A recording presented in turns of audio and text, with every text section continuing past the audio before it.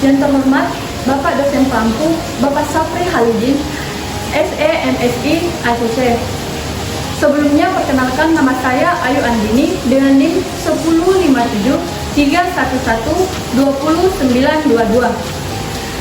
Di sini saya akan mempresentasikan tugas akhir mata kuliah Statistik 2 dengan judul Pengaruh Profitabilitas, Leverage, dan Likuiditas terhadap laba bersih perusahaan sektor pertambangan pada tahun 2017 sampai dengan 2021.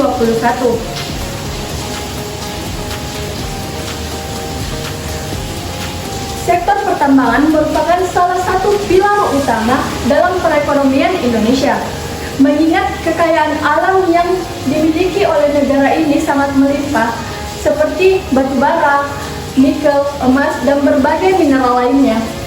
Industri ini memberikan kontribusi besar terhadap penerimaan negara, baik melalui ekspor komoditas, pajak, maupun penyerapan tenaga kerja. Selain itu, sektor pertambangan juga berperan penting dalam mendukung pengembangan infrastruktur seperti investasi domestik maupun internasional. Namun demikian, sektor ini menghadapi berbagai banyak tantangan, termasuk volatilitas harga komoditas global, regulasi pemerintah yang dinamis, serta tingginya risiko pada lingkungan sekitar.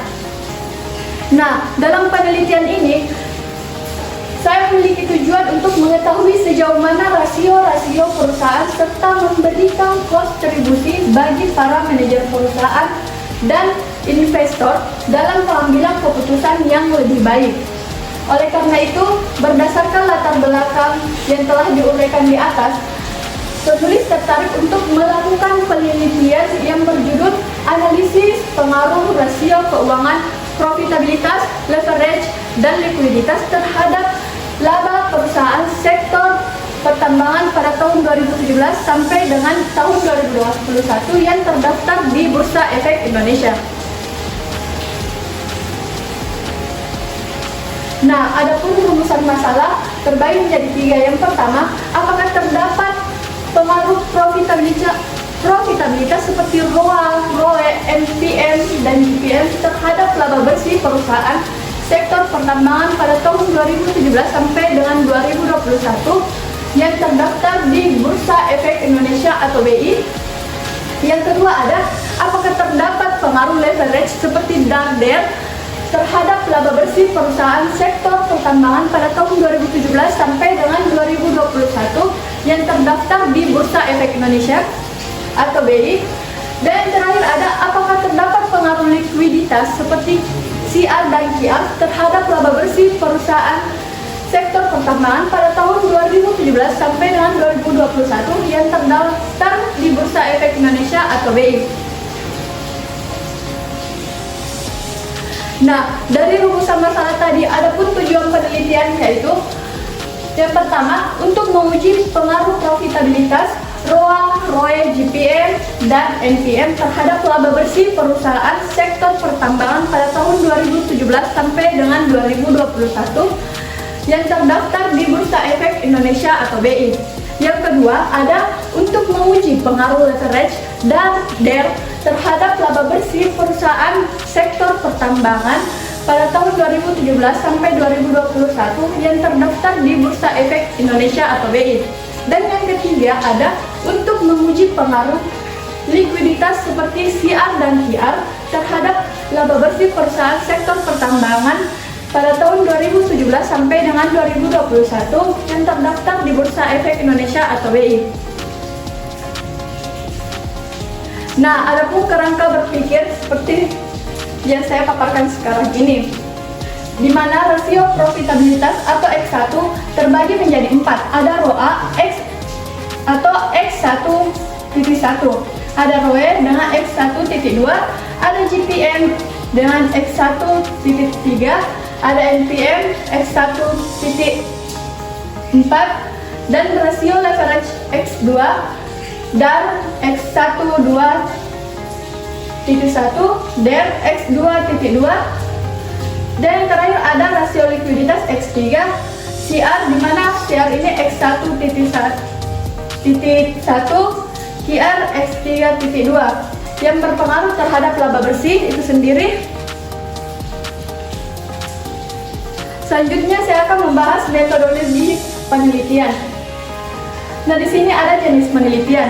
Jenis penelitian ini yang digunakan yaitu penelitian kuantitatif. Penelitian kuantitatif merupakan metode penelitian yang menggunakan angka dan statistik dalam pengumpulan serta analisis data yang dapat diukur pada laporan keuangan periode 2017 sampai 2021 pada perusahaan pertambangan yang terdaftar di Bursa Efek Indonesia atau BI. Di sini ada sumber data.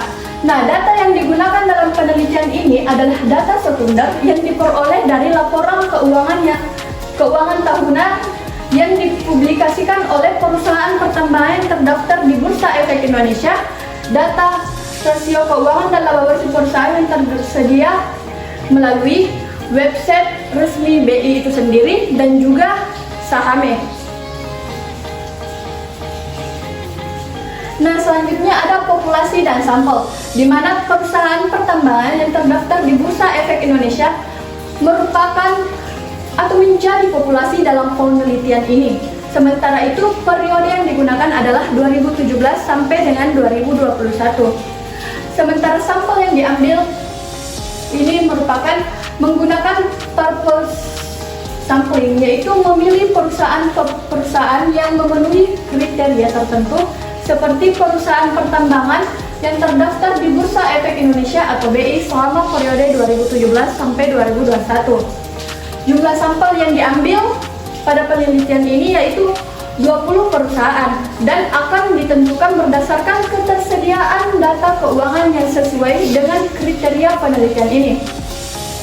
Nah, yang terakhir ada teknik analisis data, di mana ada dua. Yang pertama ada uji asumsi klasik, di mana uji asumsi klasik ini merupakan uji prasyaratan yang dilakukan sebelum melakukan analisis lebih lanjut. Yang kedua ada uji hipotesis. Uji hipotesis ini meliputi uji T atau parsial dan uji F atau simultan untuk menguji signifikan pengaruh masing-masing variabel bebas terhadap variabel yang terikat. Nah, adapun hasil uji normalitas, kita bisa lihat bersama-sama pada gambar ini, di mana berdasarkan hasil uji statistik Kolmogorov-Smirnov, sebuah data dapat disimpulkan terdistribusi normal apabila nilai signifikannya lebih besar dari 0,05. Nah, dapat dilihat dari tabel ini menunjukkan bahwa besarnya signifikan asymmetric 2 Taylor sebesar 0,001.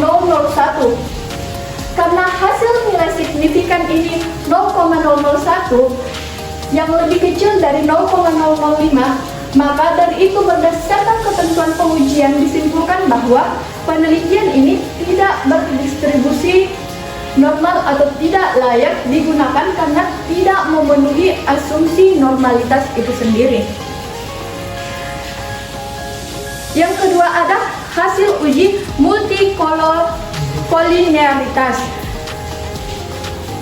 Berdasarkan hasil pengujian multikolinearitas yang terdapat pada tabel di atas, dapat diketahui bahwa data ROA, ROE, GPM, NPM, DAR, dan DER tidak terjadi gejala multikolinearitas karena pada variabel tersebut memiliki nilai toleransi lebih dari 0,10 dan VIP kurang dari 10.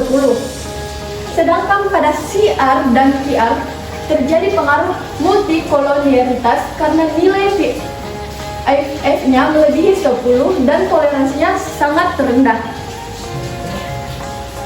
Nah, selanjutnya ada hasil uji heteroskedastisitas, di mana pada gambar di samping menunjukkan scatter plot.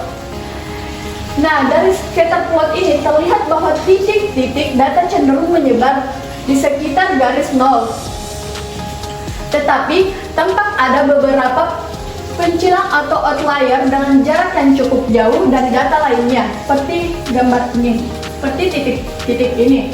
Nah, pola tertentu tidak begitu jelas terlihat meskipun terdapat konsentrasi data pada nilai prediksi standar tertentu. Namun, kehadiran pencilan yang signifikan dapat menjadi indikasi potensi masalah.